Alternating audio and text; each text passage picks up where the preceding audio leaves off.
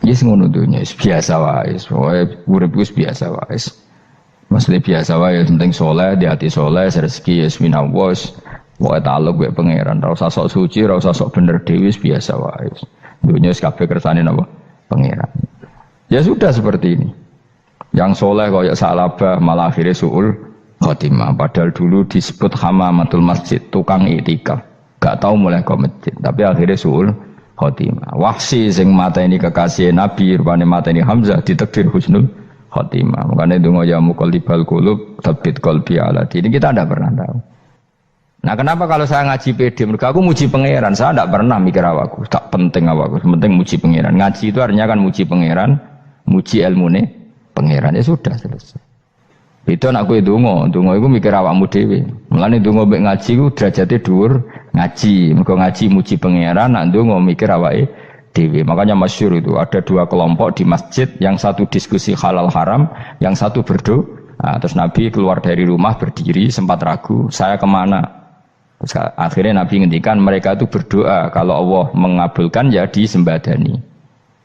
Tapi mereka belajar halal haram. Itu perintahnya Allah, saya sebagai Nabi.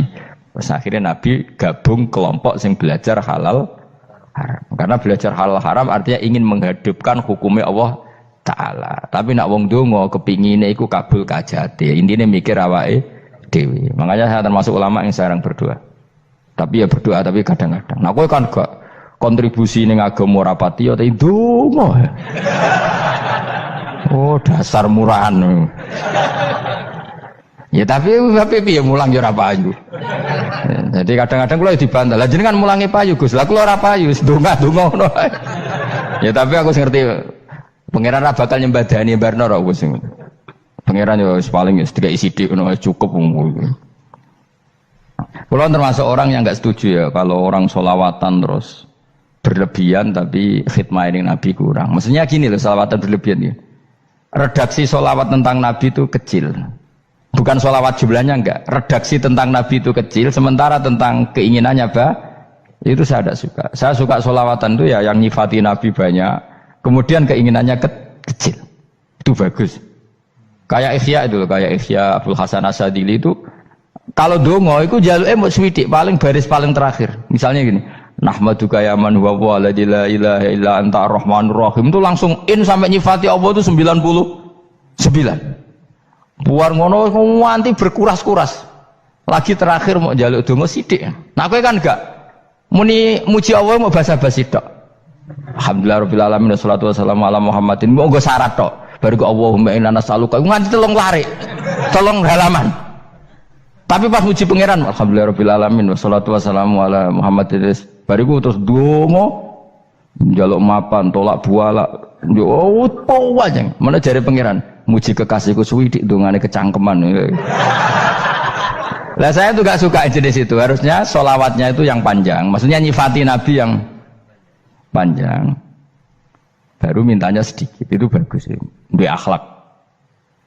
Makanya saya diantara sholawat yang senang itu sholawatnya Habib Ali Al-Habsyi yang arang Simtutura. Itu kalau beliau baca sholawat itu sholatan yattasilu biha ruhul musolli alaihi bi. Fayam basitu fi qalbi sirru nuri ta'alluqi bi wa hubbi wa yuktabu biha bi inayatillahi ta'ala fi hisbi. Jadi dia baca sholawat itu, ya Allah berikan sholawat kepada kekasihmu Muhammad.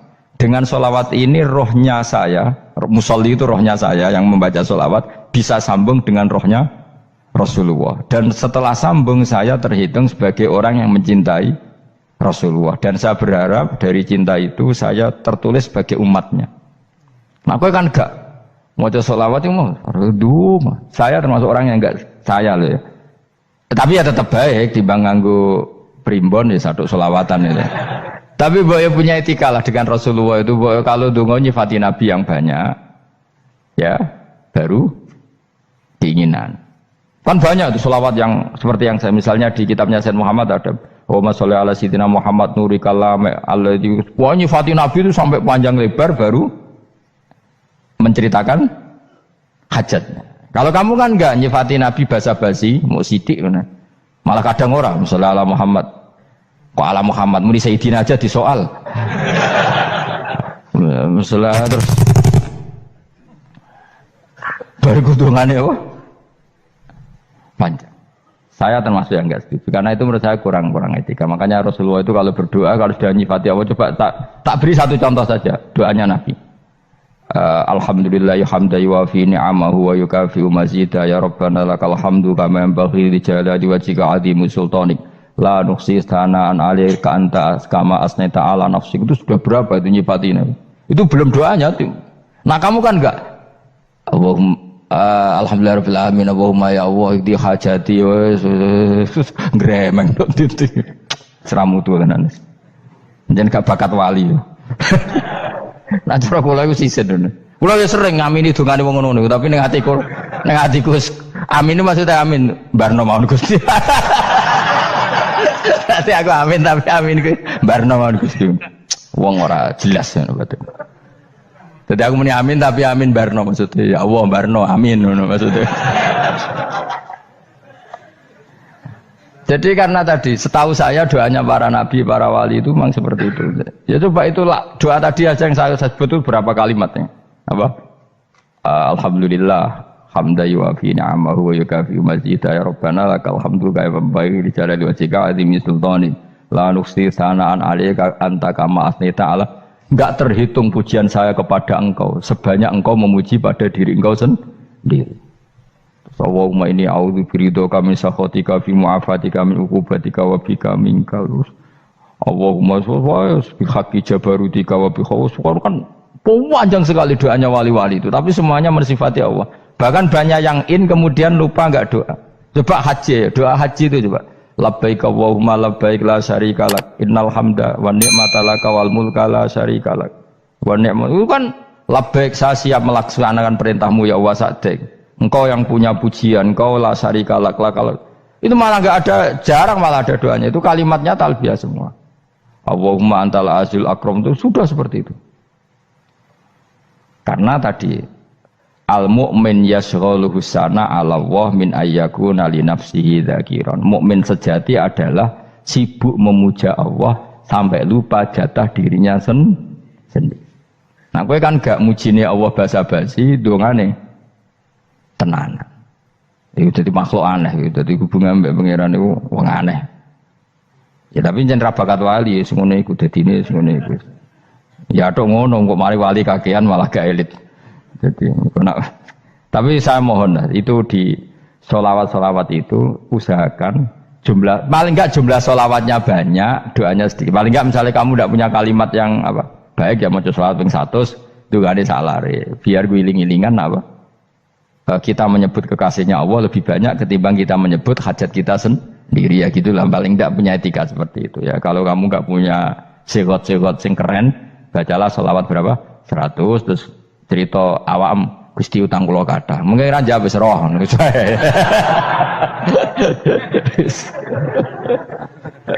Tapi kan kita menyebut kekasihnya sampai 100, nyebut utang bisa. No coba nyebut kekasih pisan, nyebut utangnya 100. Berarti yang sampeyan ditakoki pangeran, kowe nyebut kekasih wong pira pisan, nyebut utang 100 dasar rayu utang ngono-ngono kan. Ya ada, saya termasuk orang yang nggak setuju tadi. Jadi kalau redaksi sholawat cari yang mujinya Nabi lebih lebih banyak. Karena itu nanti lebih diridhoi Allah Taala. Coba Allah sendiri kalau nyebut nabinya itu hitung saja. Laqad ja'akum rasulun min anfusikum. Jadi rasulun min anfusikum, seorang rasul yang sejenis dengan kamu. Terus azizun, orangnya sangat terhormat. Alaihi ma'anitum, rasul ini siap menanggung apa yang kalian tidak mampu.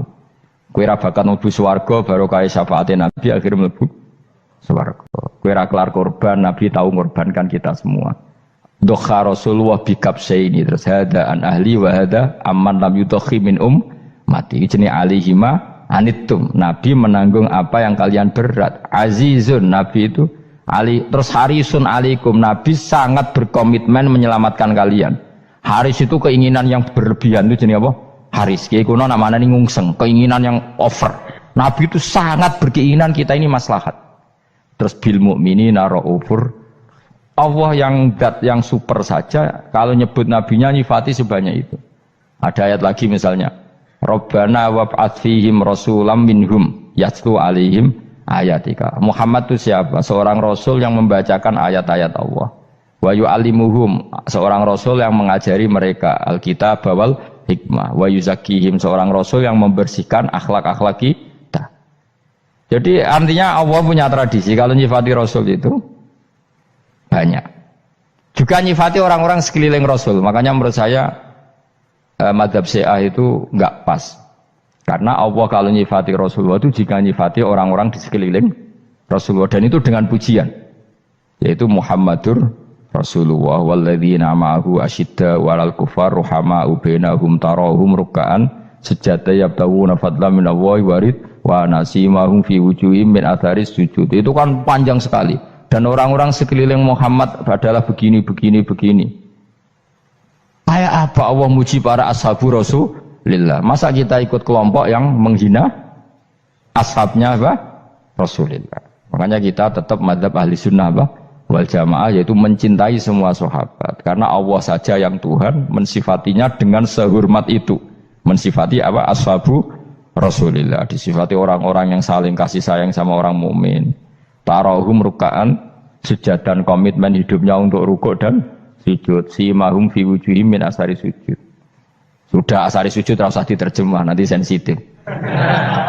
Cuma setahu saya asar sujud itu nanti setelah di akhirat orang sering sujud itu jabahnya itu ada nurnya. Tapi kalau ada yang nafsirkan asari sujud itu warna tertentu ya semboy. Itu sensitif. Yang jelas asari sujud itu ya sudah seperti itu. Seneng kamu kok kasut. Kowe nyen provokator, nak ono apa ya? Ada hal yang begitu terus mau berlebihan. Uteke ya khisimun. Nah, kula ora ada kepentingan pokoknya ayat si mahum fi wujuhim min athari sujud, bahwa dalam jabahnya itu ada asaris sujud. Itu masyhur kan, saya terangkan ya, tapi kowe aja sensitif loh, biasa wae. Suatu saat Rasulullah itu ngendikan begini, nanti saya kata Nabi akan nyafaati kalian semua. Sahabat-sahabat tanya, ya Rasulullah dengan sekian miliar orang bagaimana kamu mengenali kita? Saya ulang lagi, suatu saat saya nanti akan nyafaati kalian karena saya kenal kalian. Maksudnya di akhirat. Ya apa? Di akhirat. Terus sahabat tanya, ya Rasulullah bagaimana engkau mengenali kita sementara nanti di akhirat bermiliar-miliar orang gitu. Terus Nabi ngendikan gini, jika kamu punya unta dengan tanda tertentu, saya ulang lagi, jika kamu punya unta punya tanda tertentu, dalam jidatnya ada begini, dalam tangannya ada gini, dalam kakinya ada gini, maka apa kamu bisa membedakan untamu dengan unta orang lain? Ya bisa ya Rasulullah, karena unta kita khas. Misalnya kaki depannya ada putihnya, kaki belakangnya ada putihnya, dalam baduknya ada putihnya. Terus kata Nabi, inna ummati yut'auna yaumal qiyamati hurran muhajjalin min asaril wudu. Nanti umatku nanti wajahnya juga bersinar, tangan kakinya juga bersinar. Jadi asar itu saya pastikan secara riwayat itu akhirat, maksudnya tentang akhirat. Tapi bahwa yang di dunia ada yang memulai asar itu nggih monggo mawon. Loh itu bagus kan, artinya ekspresi percepatan. Ndak apa-apa loh, daripada kok kowe ora jelas ini gitu. Maksudnya ya orang ngetok ya pancen jarang sujud tenan.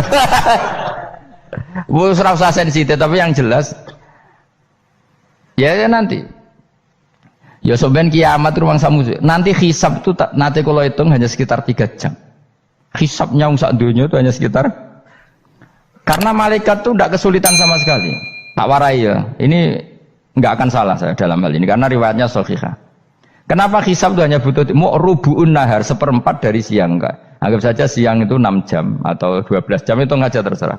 Kalau 12 paruhnya kan 6 ya. Seperti 1/4-nya berarti 3. Itu gini, jadi nanti di mahsyar itu kan yauma tabyaddu wujuh wa taswaddu wujuh. Yaudah yang kafir itu kelap, hilang, wajahnya, tubuhnya semuanya gelap. Yang mukmin itu semuanya terang. Jadi sudah yang tabyaddu wujuh wa taswaddu wujuh otomatis terus nyingkap. Terus pergerakannya itu delala yang tabyaddu wujuh itu ke kanan, yang taswaddu wujuh ke kiri. Maka kamu jangan punya sinar yang kelap-kelip, nanti kena bego yang karena nggak jelas tadi. Maka kamu harus sinarnya yang sejelas-jelasnya, ghurran muhajjalin min asaril. Bila perlu nur kamu sampai menembus langit saat itu. Makanya ketika orang mukmin sudah nurnya ada di muka, ada di tangan, masih ngendikan Rabbana atmim lana nurona, karena takut masih kena bigo tadi. Karena kalau hanya wudhu tok, sikil tok kan, bayangkan di miliaran orang kan bisa agak kelihatan. Tapi kalau nurnya sampai nembus langit kan, itu siapa kok nurnya sampai, kan malaikat langsung tahu. Lane hafal Quran, alim kan insya Allah nurnya itu. Sama zaman itu masih berdoa, Rabbana atmim lana, sempurnakan nur kami. Karena nanti identifikasi malaikat berdasar tadi, kalau ada nur berarti diletakkan ashabal yamin, kalau nggak ada nur ashabal shimal. Nah malaikat yang dibawa bigo itu kira-kira detail nggak? Dugaan saya kalau kelap-kelip pasti kena simal. Wah ini partai kiri mesti kan. Pemenang yang wudhunya mau dulet sirah tok sidik. Karena anak madzhab Syafi'i. Sebetulnya meskipun itu sebaiknya kalau basuh sirah itu kabeh ben ora kelap kelip mana aneh pepesan terus dulat-dulet tok. Iku soben ya itu kelap-kelip. Ya sudah ya. Setelah itu kata ngendikane pangeran yu'raful mujrimuna bisimahum fayukhadu bin nawasi wal aqdam. Orang-orang pendosa kelihatan maka diletakkan di kiri. Nah sama yang orang-orang baik simahum fi wujuhim min asari sujud. Jadi ayat itu jelas tentang akhirat. Tapi kira usah terus merovokasi. Seneng kamu kok ya khisimun, maksudnya provokator gitu. Jadi nanti yang mukmin jelas nurnya. Lah nur ini nanti dengan kadar iman kamu, perilaku kamu. Ada yang kelap-kelip, ada yang. Nah yang kelap-kelip ini yang kena bigo itu tadi. Nanti setelah kena bigo ikut ashabis simal, yang kelap-kelip disortir lagi malaikat yang bagian detail kan ada nanti. Nah ini terus ditubir neraka. Yang kafir benar-benar neraka, yang ini ditubir neraka. Nah itu nanti ini yang ngel-ngelo Kanjeng Nabi digoleki ya ini itu. Mana sakit Kanjeng Nabi, mana ono kiai soleh darani, nah iso soleh dhewe sakit Nabi mergo terus goleki endi umatku sing kelep-kelip terus dicari disyafaati. Ya imma langsung dituruti Allah wa imma diumbasike neraka. Ya terserah rencanamu piye kon aku kowe. Tapi yang jelas apa? Kiamat itu cepat sekali karena tadi ada identifikasi tadi. Makanya hanya cukup 3 jam karena tadi yang jelek kelihatan jelek, yang baik kelihatan baik. Makanya cepat. Ya araful mujrimuna bisimahum, orang pendosa dikenali lewat alamatnya yaitu taswaddu apa? Wujuh. Kalau orang baik dikenali lewat tabyadu wujuh. Nah terus setelah nyingkir, ini ngono tak warai kiamat. Setelah nyingkir itu faduri babenahum bisuril lahu bab. Setelah tersingkir tadi terus lalu ada pintu penghalang, pintu pemisah. Nah pintu pemisah tadi yang sisi kanan langsung jadi surga, yang sisi kiri jadi neraka. Itu disebut faduri babenahum bisuril lahu bab batinu fi rahmatu wa dhahiruhu min qibalihil adzab. Yang pintu arah kanan otomatis wilayah surga, yang pintu kiri otomatis wilayah neraka.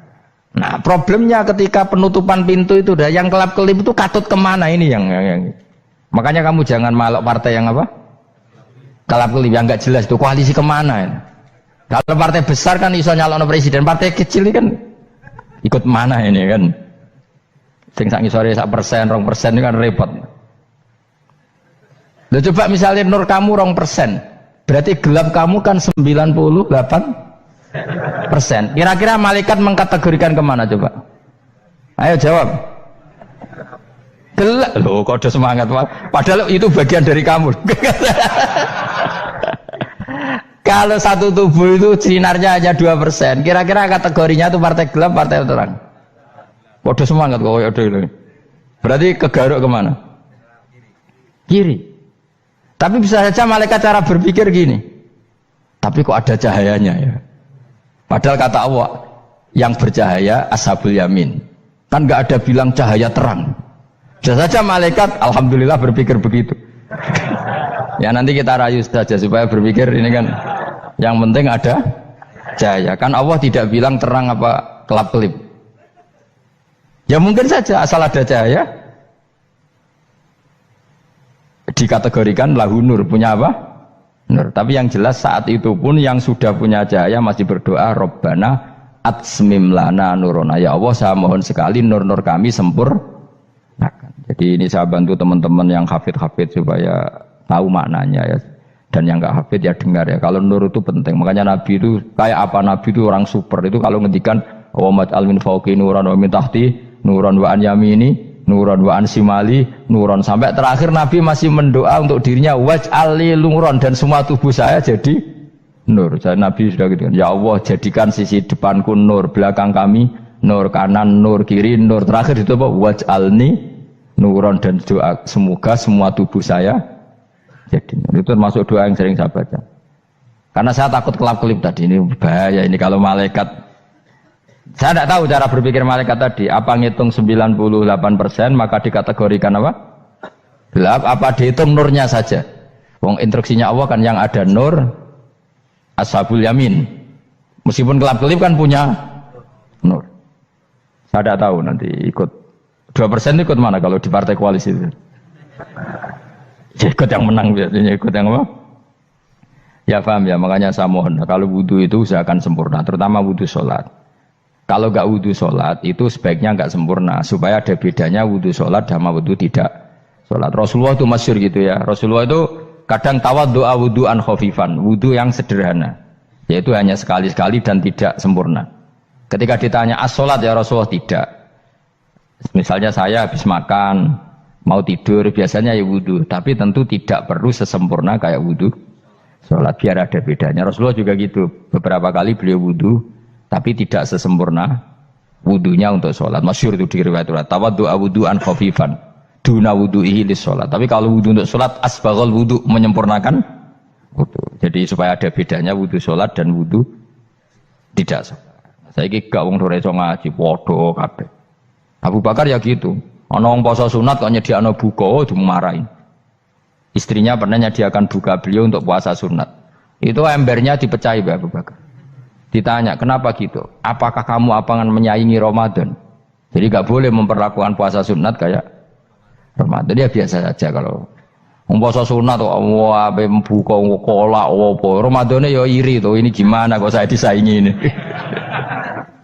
Jadi kabeh itu ada proporsinya, ada apa?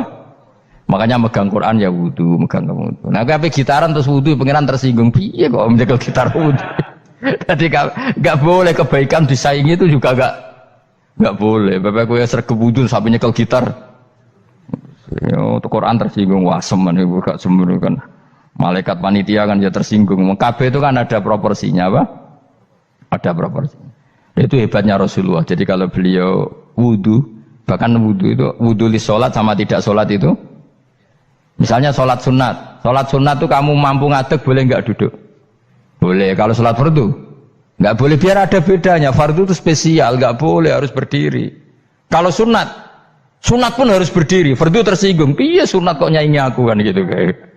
Ya makanya sholat fardu wajib berdiri ya. Sholat sunat boleh duduk meskipun mampu loh ya.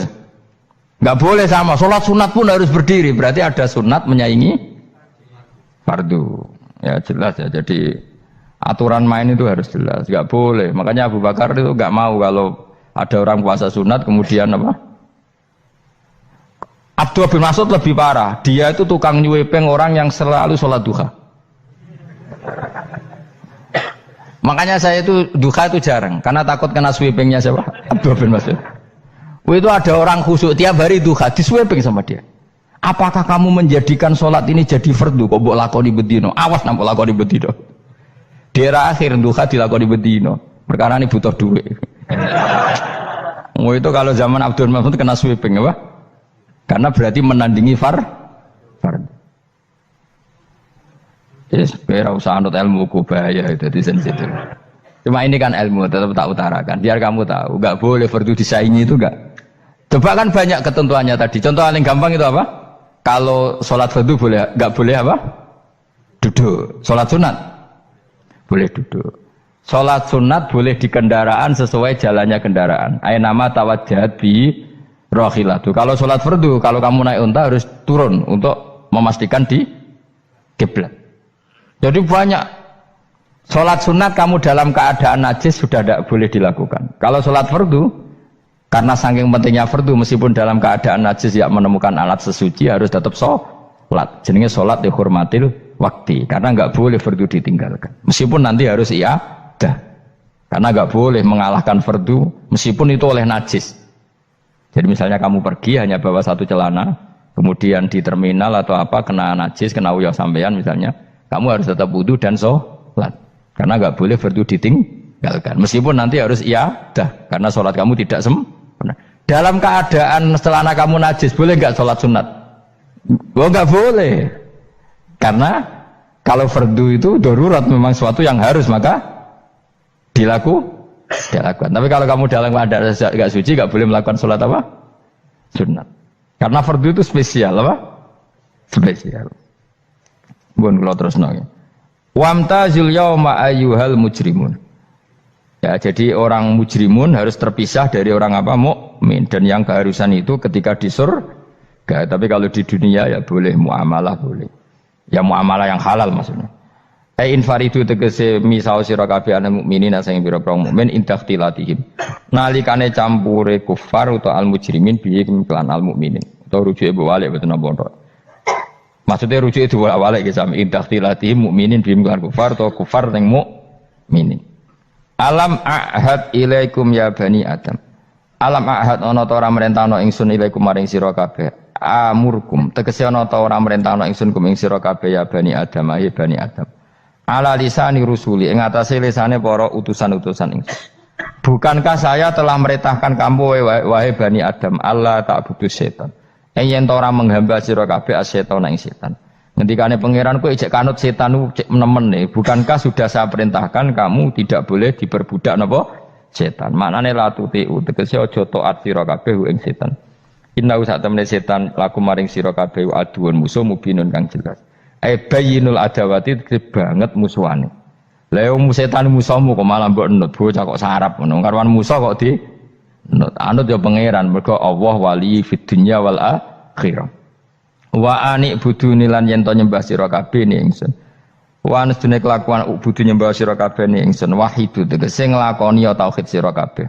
To mengesakno sira kabeh ni ingsun. Wa ati ulan to atau sira kabeh ni ingsun. Harusnya kita hanya ibadah ning Allah Subhanahu wa ta'ala karena dia yang menciptakan kita, tempat kita kembali. Setan itu tidak siapa-siapa, makhluk yang hina, yang lemah. Kok malah taat ya ning gone zat sing super, sing gawe kita, sing memberi rezeki kita dan zat yang kita kembali. Hadza utawi iki maksudane taat ning Allah taala. Hadza ay al madkur min taatillah iku siratun kudalan tori kontek sedalan mustaqimun kan.